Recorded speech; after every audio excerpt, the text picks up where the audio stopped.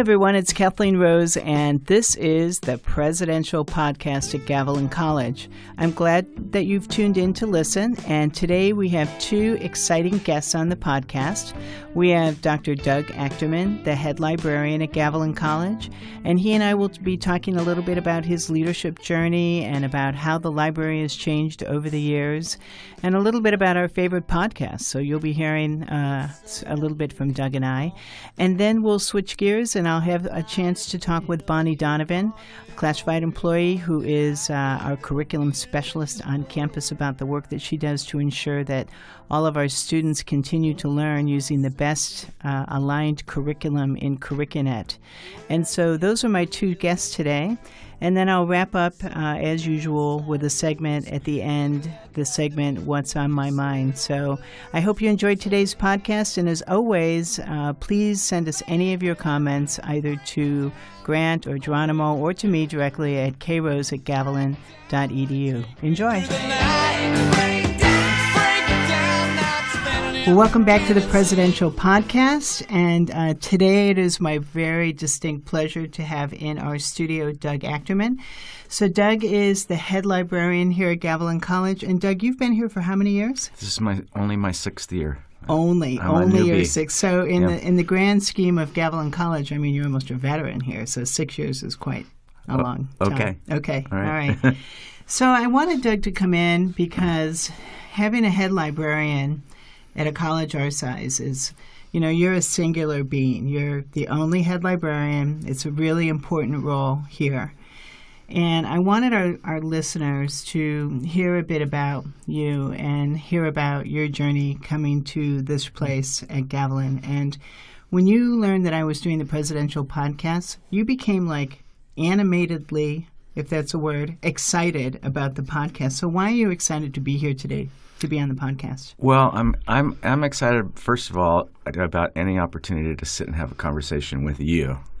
But I think podcasts I'm an avid podcast listener, and you and I have exchanged many recommendations for podcasts, and I think it's a great venue, a great format for communication.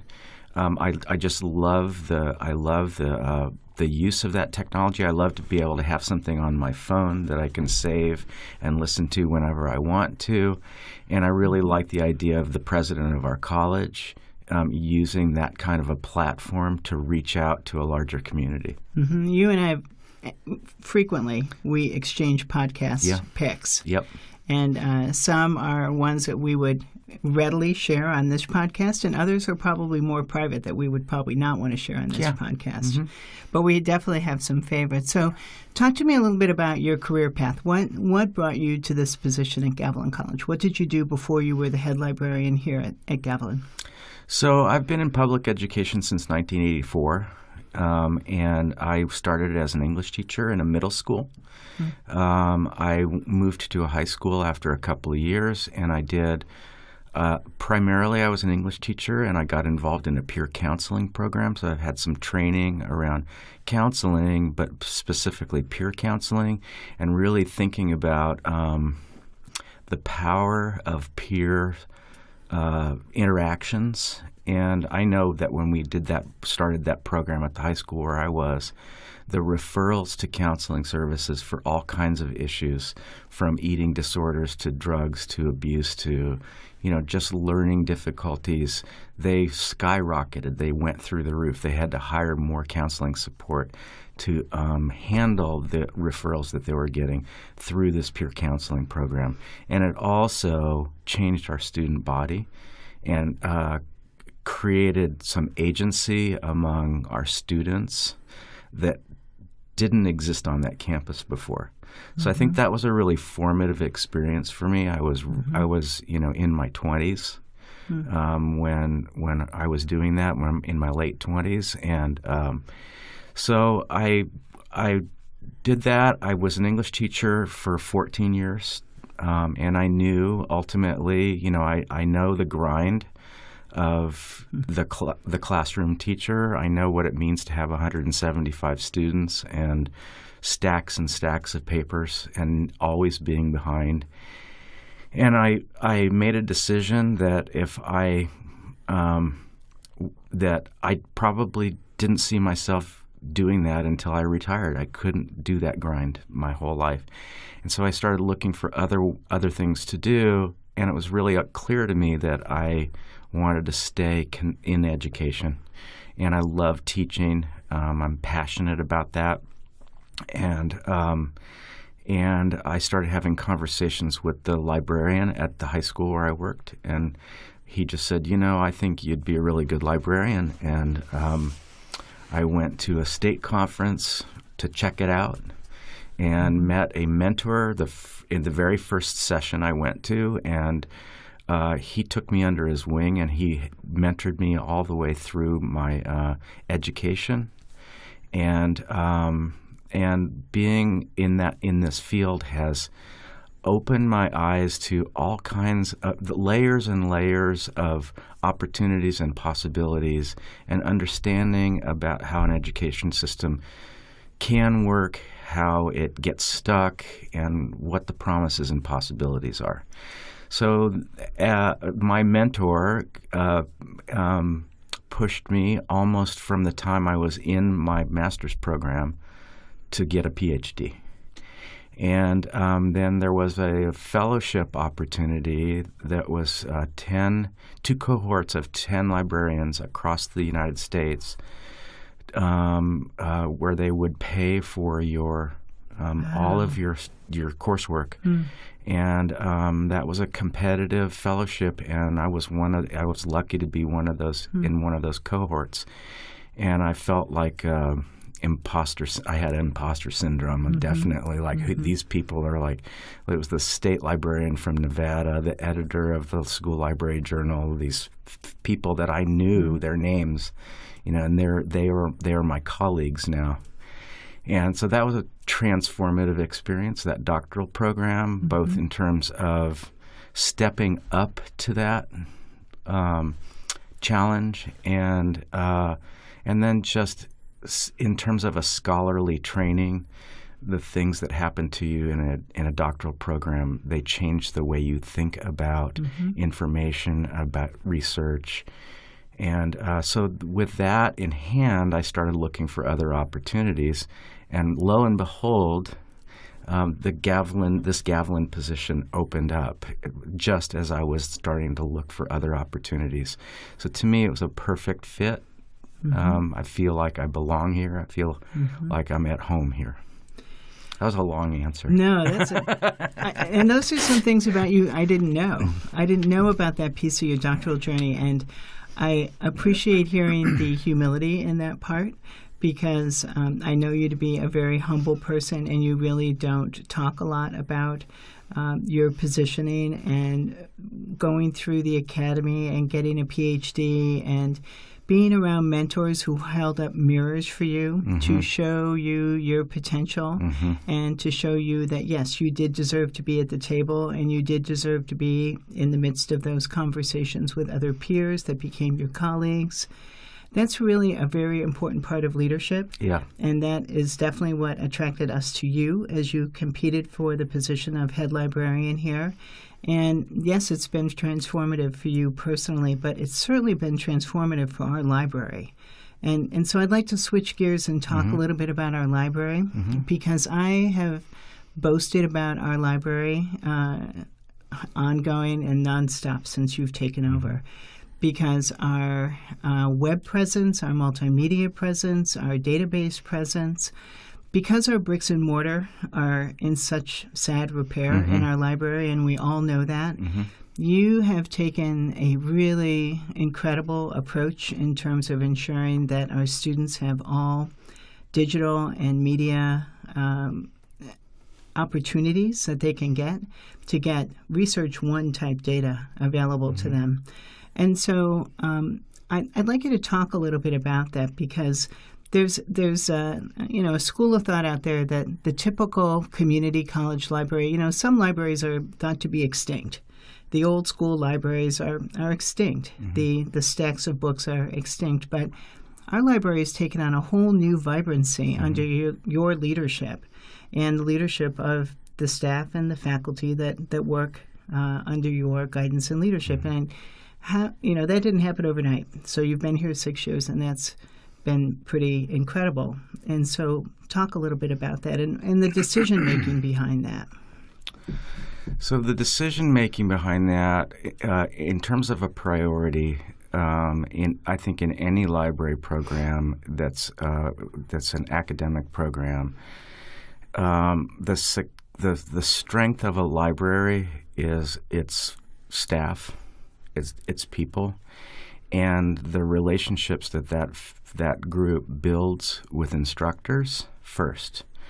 Yes, the students are absolutely the most important piece of the equation, but if there's not a strong relationship between the library faculty and the instructional faculty, the students don't get the benefit of that, of all of the resources, not just resources, but lesson design, unit design, thinking about research in deep ways. They don't get the benefit of the value that librarians add to a campus. Mm-hmm. We can't just hang a shingle and say, please come. We have to have conversations with faculty about what research means, about research as a process, thinking about the different elements of research, and helping think out loud with instructors about the challenges of helping support students through that process, and challenging instructors to think in new ways about the way they design their assignments. Mm-hmm. And I felt like that was my first responsibility when I came on this campus. It was the thing I focused on more than anything else. And fortunately, I developed some good working relationships with the English department. I was fairly intimidated by that faculty, but I stepped into that discomfort again, right? And I'll never forget an early conversation with Karen Warren and Christine Salvin. They wanted to talk to me in my office, and they brought chairs around, and I thought, this is the day I'm going to die. Force of nature, right? Those two, for sure. Right? And they wanted to talk about a challenge that we were having, and I just put that challenge out into the room, and it's like we sat together and we picked on that together, and they weren't picking on me. Yeah. They were working with me toward a solution, and I felt like, okay, this is different for me. This is a different working environment that I'm used to. This is collaborative. This is supportive. This is where we talk about, this is where we're honest about what's not working, and we figure out ways to make things work. So that was a good start for me. And then, there's lots of challenges in this program. We're a small college, and we don't have enough staffing, and we can't do everything. But that has always led. Mm-hmm. That kind of inclination is to build those relationships and to have conversations with faculty about the issues around research and information literacy. And the other stuff that you talk about, the quality of the resources that we've built, that follows from those conversations. The purpose of those resources is to support the work that's getting done with instructors. And so that's just a natural outgrowth. It's not, I don't start by saying we need this many books or this many databases. Yeah, you certainly don't. We start by saying, what is it our students need to support the learning that's happening here? Right. And I, as the college president, have really appreciated those conversations with you, because as we look at budget allocations and we look at what the future will hold, especially as we start to consider a general bond obligation going forward, it's about student focus. It's about what the students will need for the research demands going forward and what the faculty will need to support those research and learning objectives going forward. And you have always been about that. You've been very clear about that. And that's been translated into how we are using the limited space we have in the library and the Teaching and Learning Center and the Learning Commons and the Quiet Study Space. We've transformed what we have in the library to make sure that it is student-centered, and that's been directly a part of the leadership that you've provided, and I've certainly appreciated that. And we've seen even we've tried to do things to accommodate the changing nature of learning that's happening, and we are moving as a society toward a different kind of learning. It's collaborative. It's done in community, and libraries have shifted from being warehouses of information to makerspaces. And so that whole idea of the study room, the Learning Commons, that's a makerspace. Absolutely. It's a place where students and faculty together can come and work on things together. And faculty do that in the Learning Commons. I mean, that happens in that space. And we don't have the facility that we have.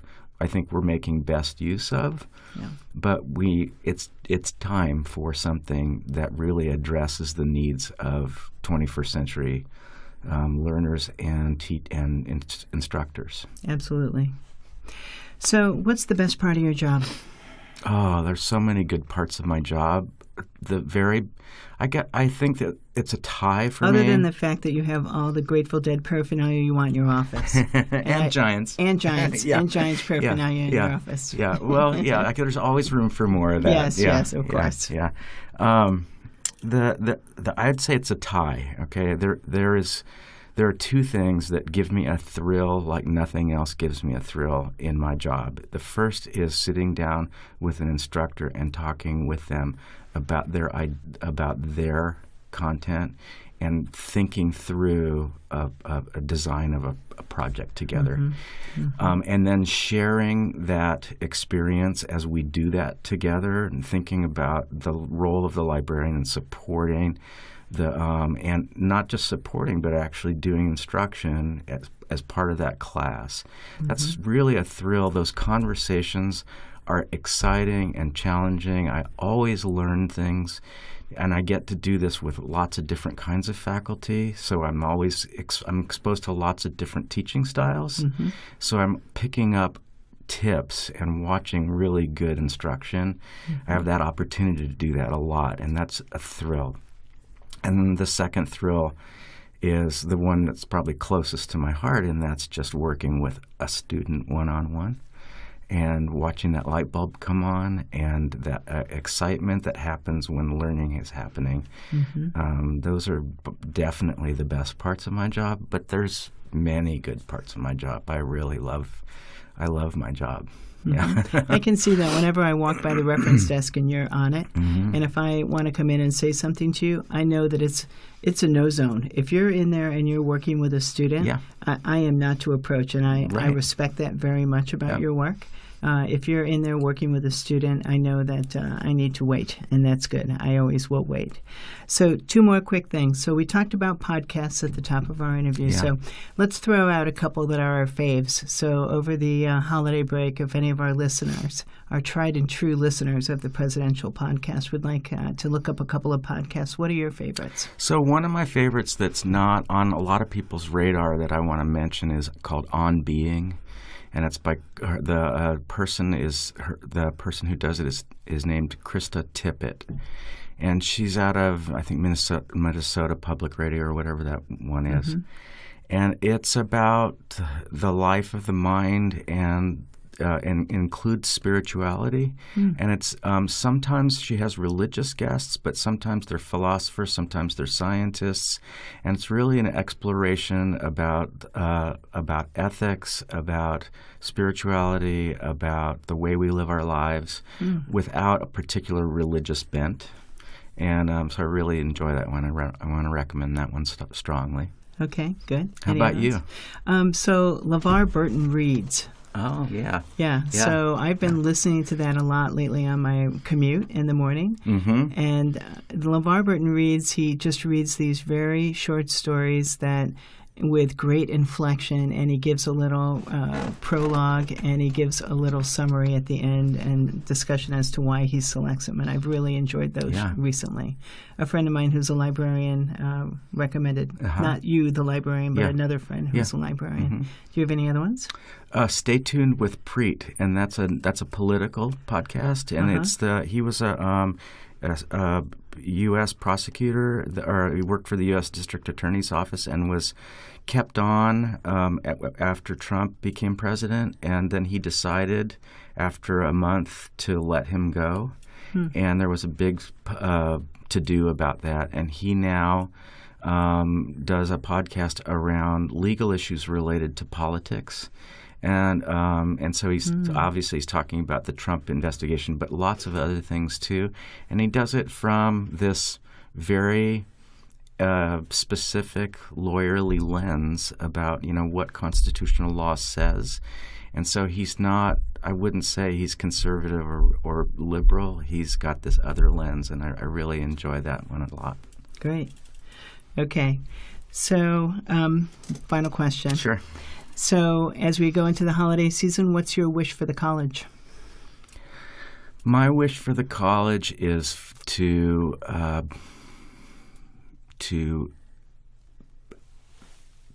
that's a good question. I see so much potential for us as an institution, and my wish for our college is to keep reaching for that potential and really become the really great college that I think that we can be. Okay, that's a great wish. All right. All right, Doug, I really appreciate you coming in and being on my podcast, and I want to wish you a really fabulous holiday break, knowing that you're going to probably be here half the time doing work in the library. But thank you so much for coming in and sharing your journey with us today. Thank you very much for having me. Thank you.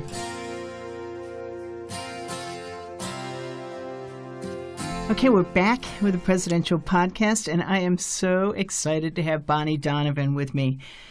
So, Bonnie Donovan is a classified employee here at Gavilan College, and, I guess I'm just going to disclose it right off the bat. She's one of my favorite classified employees here. Not that all the rest of you aren't also my favorite classified employees, but, when I first came on board as a vice president 8 or so years ago, Bonnie was one of the first ones who came into my office and said, "It's okay, Kathleen. You'll get how we do curriculum here at Gavilan College.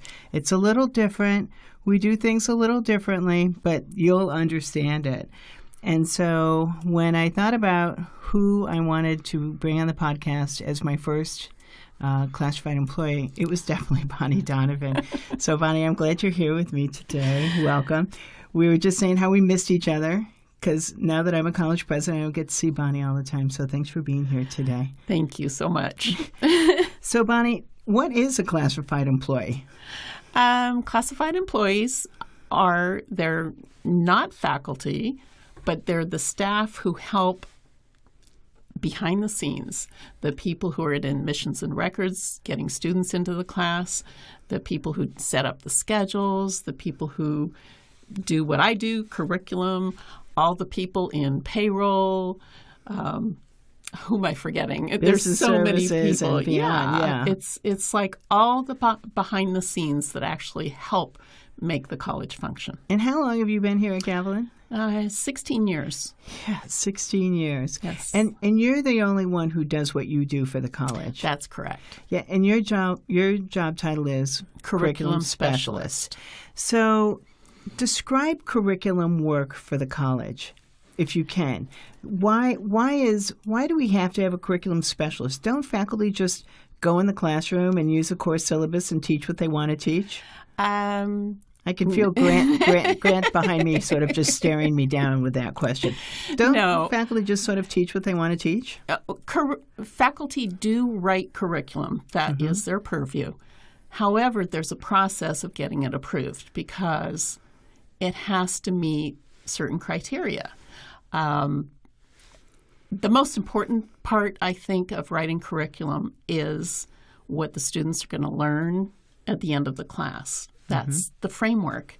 And so there are certain elements that are required in the course outline of record, and that provides the guideline for faculty. If a new faculty comes in, they're given the course outline of record that gives them the framework. These are what the students are supposed to learn at the end of that class. Students can look at that course outline of record. They know what they're supposed to be getting out of that class. And the process is the approval process, and it goes through several levels of approval. Everybody gets a look at it, from the department chair first, the dean, the curriculum committee approves it, the board of trustees approves it, and it finally gets sent to the state chancellor's office where they approve it. Then you're allowed to offer it. That sounds like a lot of oversight before it gets to the classroom for our students. Yeah. And so what do you have to do in terms of inputting all that curriculum into our system in order to make sure that that is tracked correctly? Well, a year and a half ago, we implemented CurricuNet, which is an automated system of getting all of that curriculum through that process. And that was a big change for us, right? Oh, we used to do everything on paper. Yeah, and we had our own kind of homegrown system before that, right? We did. We had a homegrown system. We've gone to something much more sophisticated, but we used to carry papers around. Right. Stacks and stacks of paper that people would sign. Yes. And then if a change was recommended, you had to go make changes in that document, reprint it, kill a bunch of trees, walk it all around again, walk it all over from the department chair and then up to the dean, and then they'd sign it. Maybe they'd see a change. They'd send it back.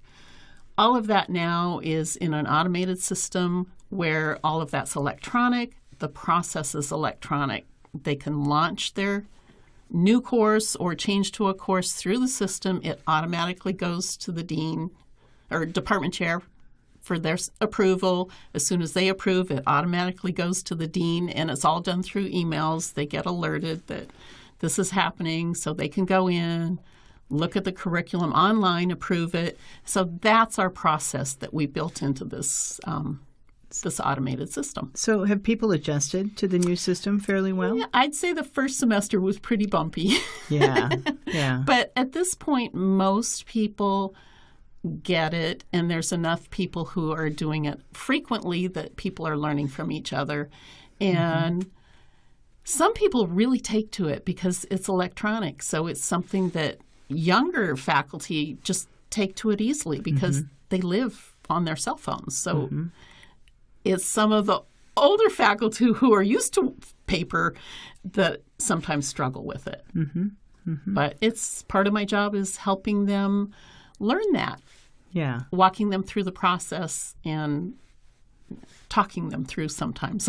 Yeah, so I definitely know that folks have grown very dependent on you as we've gotten through that process. And your technical expertise is really outstanding. Thank you. Knowing all of the coding, knowing how objectives are written, you've really helped faculty for those 16 years to help to write curriculum that has become the standard. And for many years, I worked at the Chancellor's Office in my role as the CIO on the curriculum committee, statewide curriculum committee, and I always held your work up as statewide standard for how the curriculum specialist should work throughout the state. So you have always done just an exemplary job, and I know that we are very, very fortunate to have you here in that role because curriculum is so much more than a course syllabus and a course outline of record. The faculty depends so much on ensuring that our students all receive consistent, standardized information that comply with Ed Code and comply with standardized information that is aligned with textbook and other instructional materials. And you really single-handedly provide the technical expertise to ensure that that's done correctly and systematized for our institution. So pretty impressive work. I didn't realize that when I came to Gavilan College. When I came here, I was looking for a job, but I ended up finding a career. Yeah. And what I didn't really understand that courses could evolve over time. Yeah. You know, I had this concept, you write a course and just like you said, you just go and teach it. but it evolves, and instructional methods change. How you evaluate changes. Yeah. What you're evaluating changes. Things change in the classroom, and that becomes reflected in the course outline because, again, that provides a framework. They're discovering, teaching it this way works better. And so it constantly evolves, and that's what I've learned in my role. That has to be exciting for you to see that. When faculty go in, dig deep into curriculum, create those instructional changes, do the modifications in the course outline, bring it back, and then you see it through the curriculum process. You know the change is taking place in learning. Right. That has to be exciting for you to witness. Because ultimately, who we're doing it for is the faculty or the students. Students and the faculty. Absolutely. So you've been at the college for a long time, and speaking of changes, you've seen a lot of changes. So how has your life been at Gavilan? How have you felt about your life here, working at the college for all these years? You've seen a lot of change. Yeah. Since we started with the homegrown system, and then we went to a much more sophisticated system that actually makes it a lot better for the students because they're able to enroll on their classes online. Those changes, it was a tough transition going from our homegrown system to a fully fleshed out database system. And then the CurricuNet system is actually a separate system, so it's coordinating those two databases together. And then finally, ultimately, is the database at the State Chancellor's Office, so all three databases have to be coordinated. Wow. And make sure that the data is consistent across all three databases. So your days are pretty busy.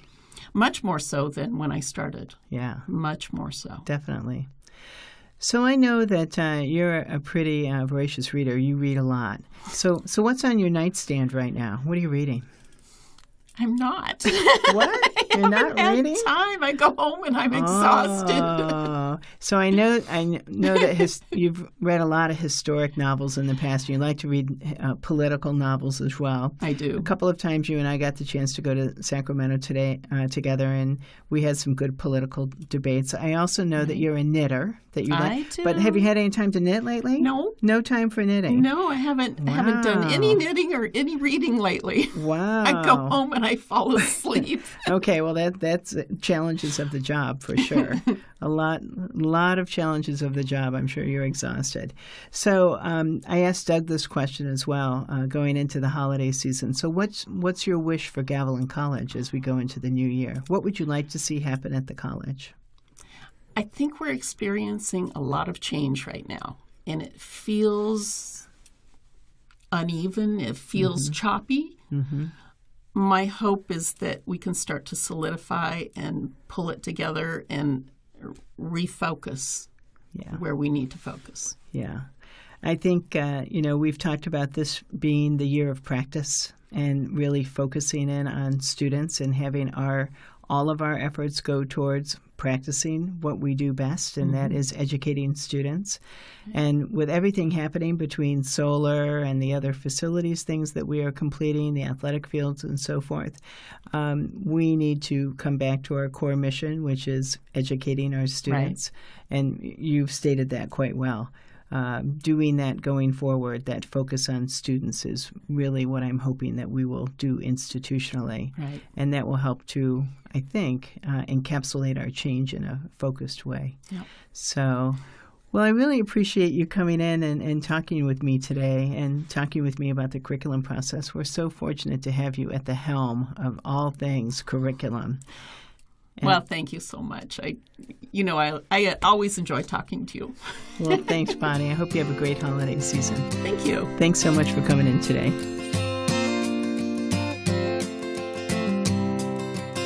Okay, well, I hope you enjoyed the interviews with Doug and Bonnie. I enjoyed talking with them. And the more podcasts I do, the more comfortable I am becoming and doing podcasts. And I hope you're enjoying them. I certainly appreciate Grant and Geronimo willingness to invite me back to do these. And some of you will be tapped for future podcasts in the new semester, and I hope you're willing to say yes so that we can keep these going. So this segment is a segment of What's on My Mind, and you may be hearing in the background a little Tom Petty music, and the reason for that is that Tom Petty was a singer-songwriter that was near and dear to my family, to my son Josh and daughter Emily and I. When we first moved to California in 1998, Tom Petty was one of the very first concerts that we went to as a family.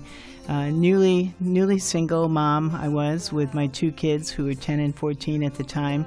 We went to Shoreline to see Tom Petty perform because he was my son Josh's favorite performer.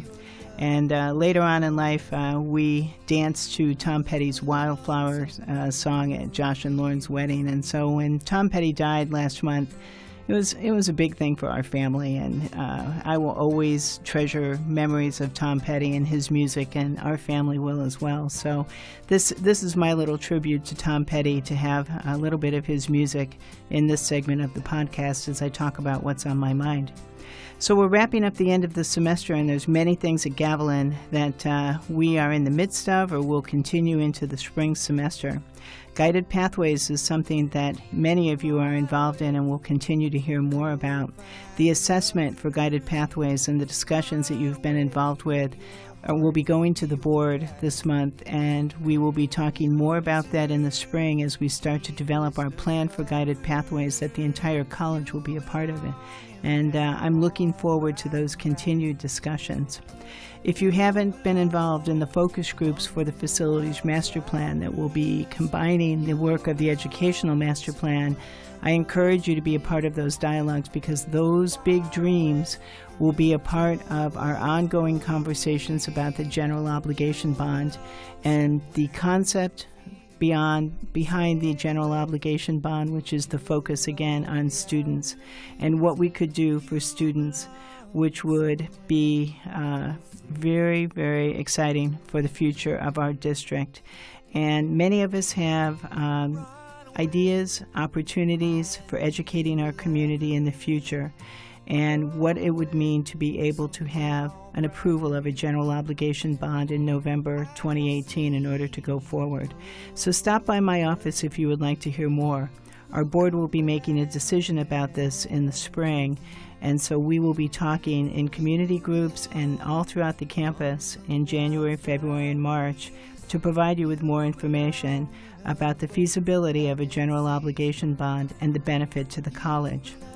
Also, the Vision for Success document is on the Chancellor's Office website, and that will provide us with the basis for an enrollment management plan, which will be a part of work through Peter Ruck's office, through the VP's office, and through my office in February and March. The Academic Senate is also involved, other faculty and classified staff to talk about that. You'll be hearing about that on Professional Development Day. So the work of the college continues, but yes, indeed, it's time to take a break. It's the holidays. And so after finals, in another week, the college will completely shut down after the 22nd of December, and will open back up again on January 2nd. And I will be particularly celebrating the Christmas holiday with an extra ounce of joy. In fact, 3 extra ounces of joy, because last week I was privileged and honored and overjoyed to become a grandmother 3 times over. So this podcast is especially dedicated to baby Joanna Rosemarie Neff and babies Levi Perry Kyle and Ethan Douglas Kyle, who were all born last week within 48 hours apart. So I'm the proud grandma of a granddaughter and identical twin boys. So I am over the moon privileged, and my grandson Andrew is enjoying being a big brother. So to all of you from me, happy holidays, have a great 2018, and I look forward to doing future presidential podcasts starting next year. Take care, everyone. Bye-bye.